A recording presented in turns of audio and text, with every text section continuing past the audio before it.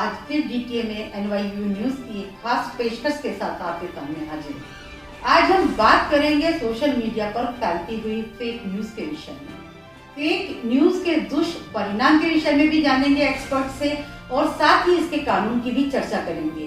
Fake news से कैसे reform करके निपटा जाए, इस बारे में भी आज चर्चा होगी। जैसा कि आप सभी जानते हैं, इंटरनेट का जमाना है। आज सभी के हाथ में मोबाइल फोन है और इलिटरेट हो या लिटरेट तबका हो, सभी इलेक्ट्रॉनिक मीडिया से बहुत अच्छे से रूबरू हैं। लेकिन इसके बहुत सारे दुष्परिणाम भी सामने आ रहे हैं। आज इसी पर चर्चा करने के लिए आज मेरे साथ कुछ खास मेहमान जुड़े हैं। मेरे साथ आज श्री दुष्यंत स्वरूप एडवोकेट, दिल्ली हाई कोर्ट जुड़ रहे हैं, सीनियर एडवोकेट हैं, कई किताबें लिख चुके हैं और बहुत लंबी प्रैक्टिस हो चुकी है 25-26 साल की।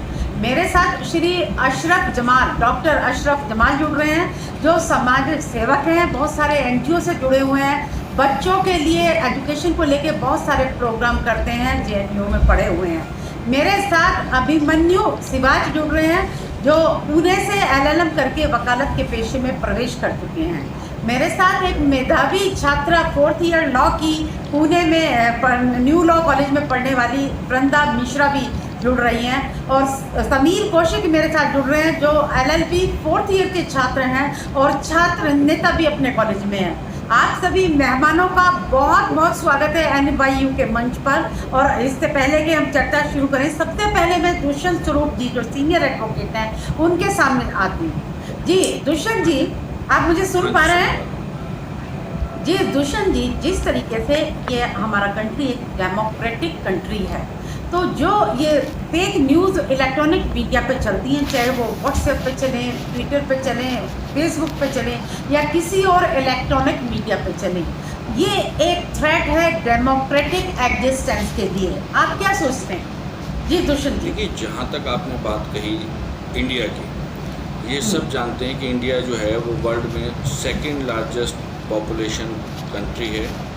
दूसरी बात ये है कि जो ये फेक न्यूज़ की बात चलती है, इंडिया में जो लॉ एंड कानून हैं वो इतने अभी स्ट्रिक्ट नहीं हैं, इसलिए जो ये फेक न्यूज़ हैं ये इजीली जो है डिस्प्ले होती हैं, चाहे वो व्हाट्सएप पे हो, चाहे वो ट्विटर पे हो। इसी की वजह है हम कई बार देखते हैं कि जैसे कोविड-19 आजकल बहुत चला हुआ है, उसमें तरीके की नई न्यूज़ आती हैं कि आप ये कर दीजिए तो ये इलाज लेंगे तो ऐसे ठीक हो जाएगा, वैक्सीन 10 दिन में आ रही है, वैक्सीन मार्केट में आ चुकी है। इसी के साथ साथ कोई भी जो हम न्यूज़ स्प्रेड करते हैं व्हाट्सएप पे, ट्विटर वगैरह पे, इसी से अब देखते हैं आजकल एक दूसरी बहुत चली हुई है मॉब लिंचिंग की चीज़ है, वो भी काफ़ी है। क्योंकि झूठी न्यूज़ जो फॉल्स इन्फॉर्मेशन है वो हम उसको वेरीफाई बिना करे हमारे पास, क्योंकि आजकल कंपटीशन है, हर आदमी सोचता है कि मैं इसको बना के जल्दी से जल्दी इन्फॉर्मेशन भेजूँ। उस इन्फॉर्मेशन सेंड करने के द्वारा उसमें जो गलत चीज़ें हैं, जो फॉल्स इन्फॉर्मेशन है, जो फॉल्स इंग्रेडिएंट्स हैं, वो आ जाते हैं। उसकी वजह से आप एग्री करते हैं it is a threat for our democratic system? आप एग्री करते हैं? हाँ, ये है ही डेमोक्रेसी का नुकसान। मैं डॉक्टर साहब के पास जाना चाहूँगी। दुष्यंत जी, मैं लौट के आती हूँ। डॉक्टर अशरफ जमाल मेरे साथ हैं। डॉक्टर साहब, आप तो बहुत ज़्यादा एनजीओ में भी काम कर रहे हैं, समाज सेवा बहुत की है, बहुत लंबे समय से मैंने देखा है, समाज के हर तबके में आपने काम किया है। आप मुझे ये बताइए, फेक न्यूज़ व्हाट्सएप या फेसबुक या और इलेक्ट्रॉनिक मीडिया पे चली जाती है, पोस्ट होती रहती है, उसका लोगों के दिल दिमाग पर क्या असर पड़ता है, ये आप मुझे बताइए। जी डॉक्टर साहब। मैं तो इसे एक थोड़ा सा एक हाथ और आगे बढ़ कर के मैं सोचता हूँ और देखने की कोशिश करता हूँ कि ये अगर मीडिया पे अगर हम हमारा इन्हिसार है, हम डिपेंडेंट हैं इसके ऊपर कि हमें इंफॉर्मेशन दे, और बहुत तरह की इंफॉर्मेशन न्यूज़ के माध्यम से हमारे तक पहुँचती है, तो अगर वो गलत है, अगर वो फेक है, अगर वो झूठी न्यूज़ है, तो वो ये सारी न्यूज़ जो है हमें कहीं ना कहीं से मुतासिर करती हैं, हमें इन्फ्लुएंस करती हैं।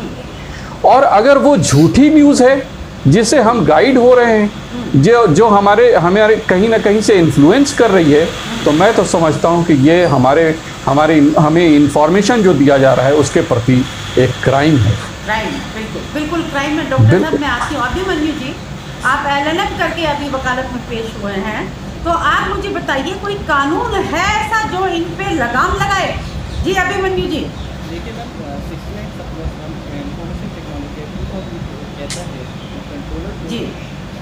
इंफॉर्मेशन फैसिलिटीज या इंटरसेप्ट करने की अधिकार दिया गया है जो कि किसी कंप्यूटर सोर्स से ट्रांसमिट हुआ।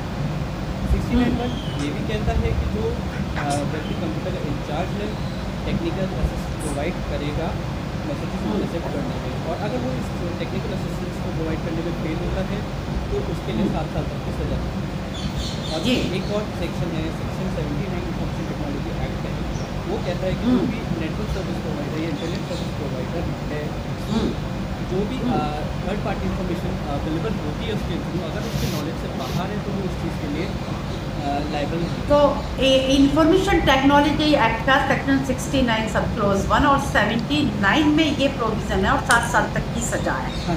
मैं वृंदा के पास जाऊंगी, उसके बाद मैं समीर जी के पास पहुंचूंगी। वृंदा जी, फेक न्यूज़ दुनिया भर की लड़कियों से रिलेटेड भी मैंने देखी है सोशल मीडिया पर। कभी कभी वो ऐसी होती है कि उसको एक आम जनता, आम परिवार, आम समाज से नहीं डाइजेस्ट कर पाता।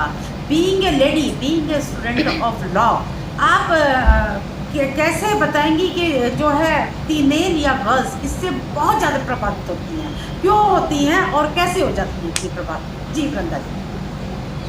जी देखिए, हम मानते हैं कि विकास की दिशा में सोशल मीडिया का बहुत बड़ा योगदान है। हम घर पे होते हैं, नहीं होते हैं, लेकिन तब भी छोटी से छोटी जानकारी हमारे पास फेसबुक और व्हाट्सएप के ज़रिए बहुत ही कम समय में पहुंच जाती है। लेकिन हर व्यक्ति अपनी एक छवि के साथ समाज में जीवन जीता है, और जब बात महिलाओं की हो तो उनके साथ उनके संस्कार भी जुड़े होते हैं। ऐसे में जब किसी सोशल मीडिया पर उनके चरित्र, उनकी शिक्षा, yes I am hearing you जी जी, ऐसे में जब उनके चरित्र, उनकी शिक्षा, उनकी वेशभूषा पर कोई भी ऐसी अनुचित समाचार पोस्ट होते हैं, फिर चाहे वो कोई भी सोशल मीडिया हो, व्हाट्सएप, इंस्टाग्राम, ट्विटर, कोई भी अन्य मीडिया, कहीं ना कहीं जो भारतीय नारी की छवि है, अगर उसको बिगाड़ने वाला कोई ऐसा फेक न्यूज़ उठती है तो बिल्कुल भारतीय नारी के दिल और दिमाग पर हावी हो जाती है। जी वृंदा, मैं अभी आपके पास आऊँगी। समीर मेरे साथ हैं। समीर, आप मुझे रीज़न बताइए, ये फेक न्यूज़ के रीजंस क्या हैं, क्यों इतनी जल्दी फैलती हैं और फॉरवर्ड हो जाती हैं? जी समीर। मैम, फेक न्यूज़ के बारे में अगर हमें उसका रीज़न जानना है तो हमें पहले ये जानना पड़ेगा कि वो किस लिए उजागर होती है, किस लिए वो इतना, किसी उसकी जो नेचर है, फेक न्यूज़ की जो नेचर है वो ऐसी है कि जो रीडर है, जो पढ़ने वाला है, वो फेक न्यूज़ में अपना इमोशन ढूंढता है। फेक न्यूज़ उसको फैक्ट्स नहीं, फेक न्यूज़ उसको उसका इमोशन, उसकी ईगो सेटिस्फाई करती है।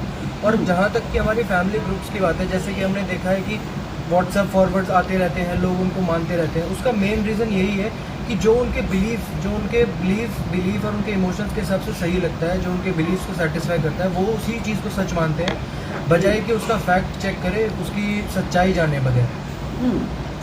दुष्यंत जी, मैं आपके पास आना चाहूँगी। आपने पिछले दिनों, क्योंकि आप लॉयर हैं और बहुत अवेयर रहते हैं करंट अफेयर से, पिछले दिनों पालघर वाली घटना भी सुनी। उससे पहले वहीं पे महाराष्ट्र में 5 बंजारे थे और वो बच्चे को कुछ खिला रहे थे, उन 5 को मार दिया गया था। बड़ा फेमस केस हुआ था, मॉब लिंचिंग जैसा वर्ड आपने अभी यूज़ किया था अपने पिछले सवाल में।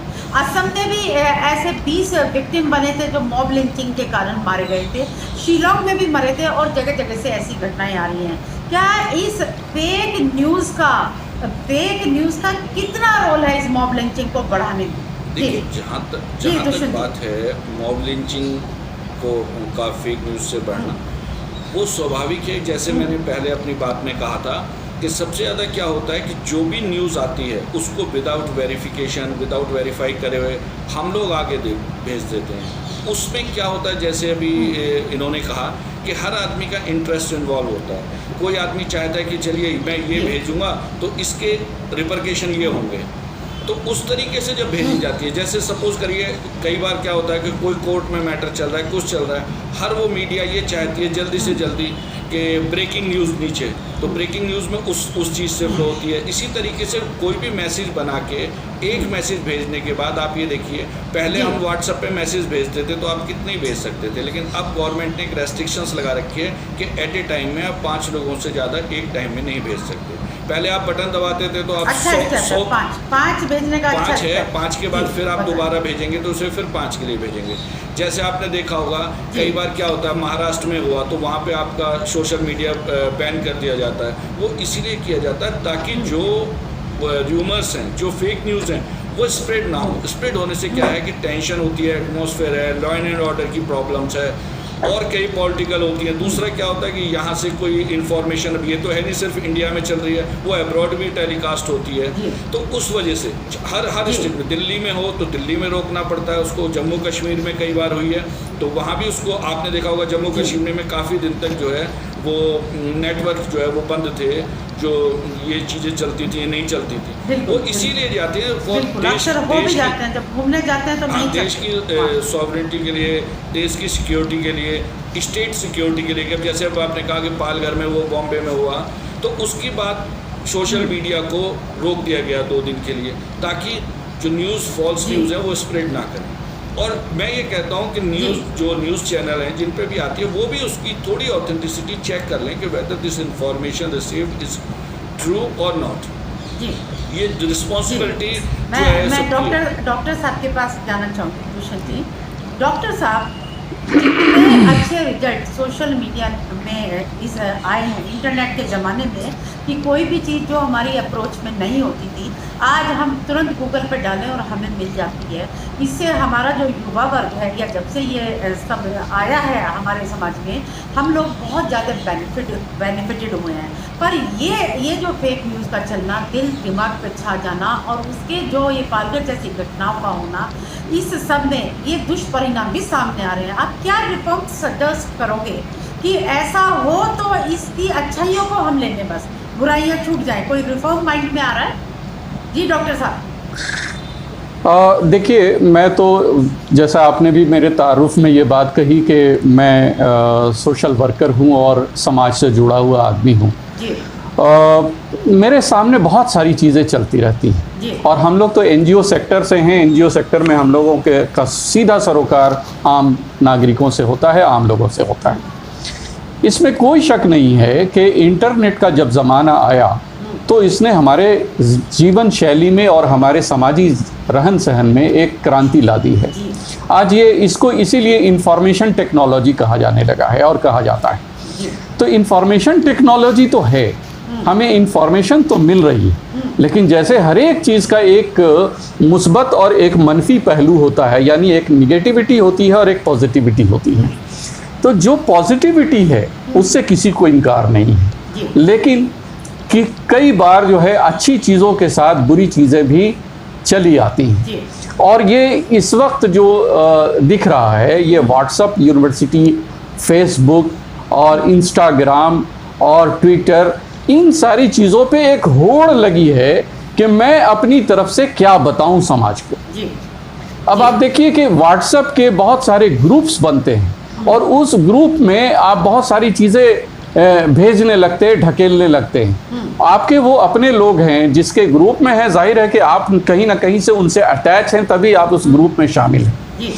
अब वहाँ पे मान लिया जाए कि मैं अशरफ जमाल एक गलत इंफॉर्मेशन जो है अपने किसी ग्रुप में डाल रहा हूँ, तो कम से कम 100-150 लोग उससे मुतासिर हो रहे हैं, इन्फ्लुएंस हो रहे हैं। ये जो मैं जानबूझ करके कर रहा हूँ, यानी मैं अगर कोई चीज़ डाल रहा हूँ कहीं पर पोस्ट कर रहा हूँ, तो एटलीस्ट मेरी ये जिम्मेदारी होनी चाहिए कि मैं ये देखूं कि मैं सही चीज़ें पोस्ट कर रहा हूं या आंख बंद करके पोस्ट कर रहा हूं।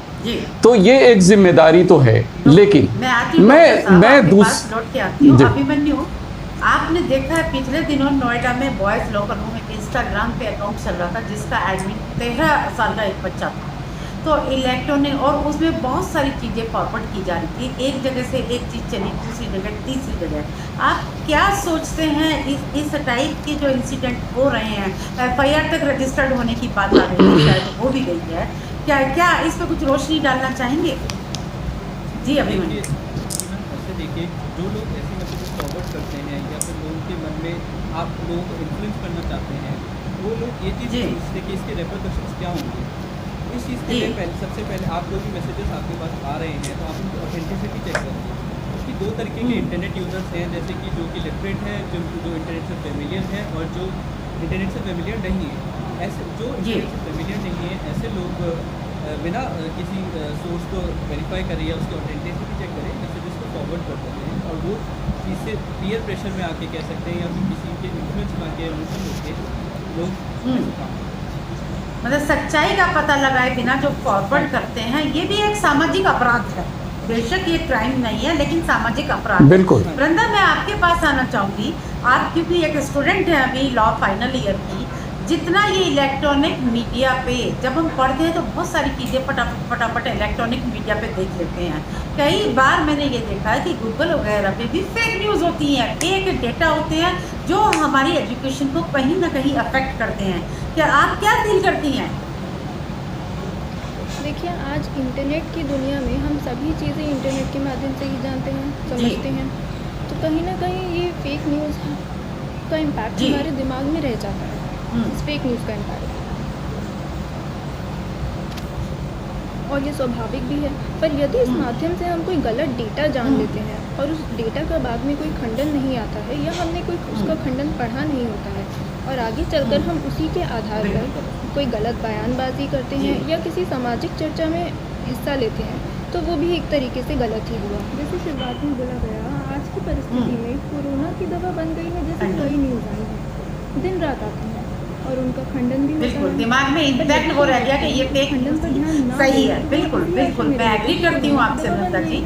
समीर, मैं आपके पास आना चाहूँगी। आपने हाँ जी। रीज़न मुझे बतला दिए। हाँ, एक आम यूज़र, इलेक्ट्रॉनिक मीडिया का आम यूज़र क्यों नहीं पहचान पा रहा है कि ये फेक है, ये राइट है? जी समीर। मैम, इसका सीधा रीज़न ये है कि जो वो इंसान पढ़ रहा है जी। वो उस चीज़ का फैक्ट चेक नहीं कर रहा है। दूसरी चीज़, जो इस समय का जो हमारी कंट्री का माहौल है, मैं सिर्फ इंडिया की अगर बात करूं तो इस समय जो हमारी कंट्री का माहौल है वो बहुत ही हॉस्टाइल माहौल हो रखा है, क्योंकि आप कोई भी चीज़ ट्वीट करने से पहले, कोई भी अपना ओपिनियन बनाने से पहले आपको 100 बार सोचना पड़ता है। दूसरी बात, फैक्ट जो न्यूज़ होती है वो एक तरीके का फैक्ट होता है, पर कई बार क्या होता है, जो फेक न्यूज़ बनाने वाले जो लोग हैं वो इस चीज़ को, ओपिनियन को एज अ फैक्ट प्रेजेंट करते हैं, जबकि हमारा मोटिव ये होना चाहिए कि हम एक न्यूज़ में फैक्ट ढूंढें, ना कि ओपिनियन।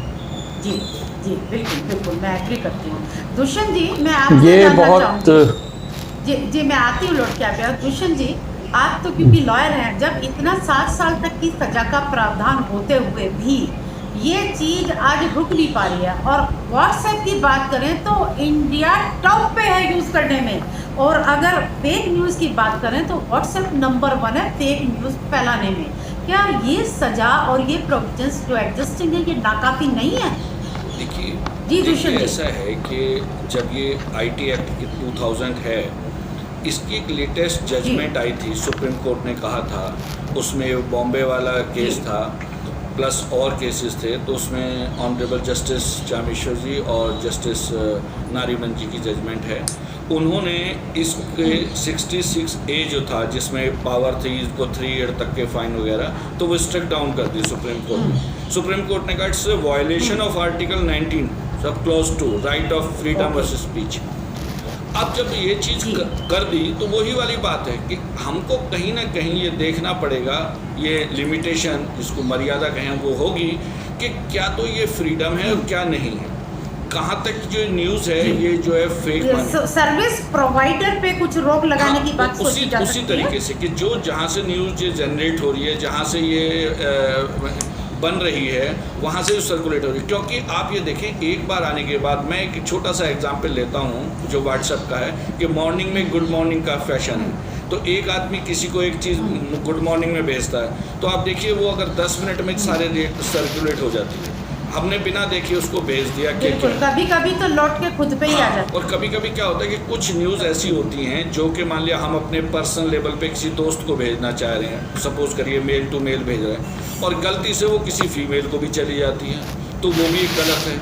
इसीलिए मैं कह रहा हूँ कि जब तक उसको वेरीफाई करके चेक करके नहीं देखा जाएगा, अब वेरिफिकेशन में वही आती है कि कौन करे, ये रिस्पॉन्सिबिलिटी कौन उठाए कि भाई मैं पहले इसको कोई वेरीफाई ऐसी करूँ। स्कीम, कोई ऐसा लॉ, कोई ऐसा सर्विस प्रोवाइडर के लॉ में पास भी हो, वही बात आती है। ऐसा जरूर हो, या कोई ऑफेंस में सजा का प्रावधान हो कि ऐसा हुआ तो ऐसा आप हुआ। मैं डॉक्टर साहब के पास जाना चाहूँगी। डॉक्टर साहब, ये आज की युवा पीढ़ी इस इलेक्ट्रॉनिक मीडिया के थ्रू फैलती हुई फेक खबरों से या ऐसे अनलॉफुल एक्ट से, जैसा बॉयज़ लॉकर रूम में हुआ, यह बहुत साल पहले एक दिल्ली के नामी स्कूल में एक बच्ची के MMS का भी हुआ था, तो बहुत जगह चला गया था। पिछले दिनों मेट्रो ट्रेन में भी एक बच्ची सफ़र कर रही थी अपने दोस्त के साथ, तो एक लेडी का आया था। तो इस तरह के एक्ट से युवा पीढ़ी पे क्या असर पड़ रहा है, कहाँ जा रही है, क्या करना चाहिए कि हमारा युवा जो है बिल्कुल इससे इफेक्टेड ना हो नेगेटिविटी से? जी डॉक्टर साहब। ये कहने में तो कोई परेशानी है ही नहीं कि बहुत बुरा असर पड़ रहा है युवाओं पे। जी युवा इससे बहुत ज़्यादा डिप्रेशन और एंग्जाइटीज़ का शिकार हो रहे हैं। जी अच्छा, इस सोशल मीडियाज़ की एडिक्शन हो गई है। अब इसके बगैर हम, मतलब मेरी जो सुबह हो रही है वो पहले व्हाट्सएप खोलने से हो रही है, फेसबुक खोलने से हो रही है, और वहाँ भरमार है ऐसे फेक चीज़ों की, ऐसी झूठी खबरों की कि हम कंफ्यूज होकर रह जाते हैं। जो सबसे बड़ा नुकसान मुझे महसूस हो रहा है युवाओं के, और ख़ास तौर से जो छात्र तबका है, स्टूडेंट्स कम्युनिटी है, वो किताबों से, अपनी पुस्तकों से डिटैच हो रही है। वो उनको अगर कुछ पढ़ना है, कुछ लिखना है, कोई डिसर्टेशन तैयार करना है, कोई पेपर तैयार करना है, तो वो गूगल यूनिवर्सिटी जाते हैं। गूगल पे सारी इंफॉर्मेशन, अब जैसा कि अभी एक आपके चैनल पे अभी विरंदा जी ने कहा कि ये गूगल में जो डेटा है उसकी ऑथेंटिसिटी कौन बताएगा? बिल्कुल बिल्कुल। और बहुत से और वो हम अपने डिसर्टेशन में लिख करके हम यूनिवर्सिटी में एग्ज़ाम देने चले जाते हैं या हम अपनी इंटरव्यू देने चले जाते हैं, लेकिन अब हम डिटैच हो रहे हैं कि हम किताबों का से सरोकार हमारा छूट रहा है। तो ये एक अच्छी बात नहीं है। बिल्कुल। मैं एक चीज़ और जोड़ना चाहता हूँ मैडम, इसमें मुझे एक मिनट का और वक्त दीजिए। मैं इसमें ये कहना चाहता हूँ कि जो इलेक्ट्रॉनिक मीडिया है, जो नेशनल न्यूज़ चैनल्स हैं, कम से कम उनके ऊपर तो सरकार का एक नियंत्रण होना चाहिए। ठीक है, अभिव्यक्ति की आज़ादी बहुत अच्छी बात है और इसको होना ही चाहिए, किसी पर रोक नहीं होना चाहिए, मीडिया पे सरकारी अंकुश नहीं लगना चाहिए, लेकिन ये तो चेक करने का एक सिस्टम तो होना ही चाहिए ना कि वो न्यूज़ जो है वो सच्ची हो। एक चैनल में नाम नहीं लूँगी, खबरें दिखा देते हैं, 2 दिन बाद वो फेक न्यूज़ करके एक वो आता है फिर प्रोग्राम, अपनी ही दिखाई खबर को, फिर उस वीडियो को, ऑडियो को, फिर उसको वो खंडन करते हैं। इट वाज फेक, एक ऑथेंटिसिटी उस पे बताते हैं फेक है या सही है। तो मीडिया का भी बहुत बड़ा रोल है। और कोई कुछ कहना चाहता है? जी मैं कहना चाहूँगा। जी बोलें। तो मॉब लिंचिंग की बात हो रही थी, तो हम लोग तो पूरे डिस्ट्रिक्ट में जो इंसिडेंट हुआ था, उस केस में क्या हुआ था, कुछ 5 बंजारे एक संडे मार्केट अटेंड करने गए, और अटेंड करने के टाइम पे वहाँ पे वो एक छोटी बच्ची को सस्पेक्ट चलाने लगे, और उससे पहले 1 हफ्ते पहले कुछ मैसेजेस सर्कुलेट हो रहे थे व्हाट्सएप पे कि कुछ लोग गाँव में घुसकर बच्चों को किडनैप कर लेते हैं और उनके ऑर्गन्स को बेच देते हैं, और उनके साथ फोटोज़ और वीडियोज़ भी आगे फॉरवर्ड करी जा रही थी, जिन्हें देखकर ये लग रहा था कि वो इतनी सच्ची हैं। पर वो 2013 की वीडियो थी, जो कि सीरिया में केमिकल अटैक के दौरान बच्चों की ली गई थी। तो आप ये चीज़ देखिए कि लोग बिना ऑथेंटिसिटी चेक करें, बिना कहीं की चीज़ को कहीं जोड़ के मॉब लिंचिंग जैसी दुनिया भर की चीज़ें, दिल्ली में दंगे भड़के, महाराष्ट्र में पालघर जैसी घटनाएं हुई, असम में, शिलोंग में, जगह जगह। You are very right mister Abhimanyu कि बिना उसकी ऑथेंटिसिटी देखे कहाँ के फोटो हैं और कहाँ की घटना है और क्या सोच है। ये फेक न्यूज़ का इम्पैक्ट जो है पूरे समाज पे, पूरी दुनिया पे, युवा वर्ग पे एक बहुत दुष्परिणाम लेकर आ रहा है। तो बिल्कुल मैं दुष्यंत जी की बात से एक चीज़ कहूँगा, बोले दुष्यंत जी। जैसे अभी आपने कहा कोई MMS और फोटोग्राफ मेट्रो वाला या इस तरीके से थी, तो मेरी देखिए कुछ रिस्पॉन्सिबिलिटी हमारी भी है। जो ये हम बना के अपने फोटोग्राफ, देखिए मैं एक पर्सनल एक एडवाइस है और वैसे भी लीगली भी है कि जो भी आप अपने फ़ोटोग्राफ हैं या जो आपके फ़ोटो हैं उनको आप पब्लिकली ना करें। आप फेसबुक पे डालते हैं, आप उस पर डालते हैं, फिर उनका मिसयूज़ होता है। उनको आप Misuse हो जाता है, very उसको bad. आप अपने जो है वो ड्राइंग रूम तक रखें, अपनी एल्बम तक रखें, अपने पर्सनल उसमें रखें, क्योंकि बिल्कुल। कोई भी या अपने फेसबुक पे फ्रेंड्स की लिस्ट बहुत ही अजीज और परिवार नहीं, उसमें भी क्या होता है कि अगर आप पाँच दस अगर हजार आपने सपोज करिए 50 फ्रेंड्स हैं, आपने उनको उन तक परमिट कर रखा है, लेकिन अगर उससे बाहर कोई अगर उसको देखता है, कोई आपको अननोन है, तो मेरी एडवाइस ये है कि ये चीज़ें पब्लिकली ना हो। ठीक है, कोई फंक्शन की आपने एक फ़ोटो जी। डाल दी, लेकिन आप दिन में 10 सेल्फी लेते हैं, कहीं आप ग्रुप में किसी के साथ हैं, आपका फ़ोटो लेके डाल रहा है, आप उसे नहीं जानते कि दोस्त के कॉमन दोस्त का फ्रेंड है, कोई भी है, अब उसका कल को क्या मिसयूज़ होगा ये आप नहीं जानते। तो मेरी एडवाइस ये पर्सनल रोक लगानी भी हाँ, जरूरी है, आप हमारी कोशिश करें कि इंडिपेंडेंट family भी के साथ हमारी बिल्कुल। जिम्मेदारी है। जी बिल्कुल, थैंक यू वेरी मच। नहीं। बहुत अच्छी चर्चा हुई। मैं समय की कमी है इसलिए मैं आगे नहीं बढ़ पा रही, 25 मिनट ऑलरेडी हो चुके हैं। मैं आप लोगों के साथ फिर जुड़ूंगी इस चर्चा पे या इस कोई अलग टॉपिक के साथ। बहुत बहुत धन्यवाद आप सभी का NYU न्यूज़ आपका बहुत शुक्रिया। के लिए थैंक यू वेरी मच। बहुत जय हिंद, जय भारत।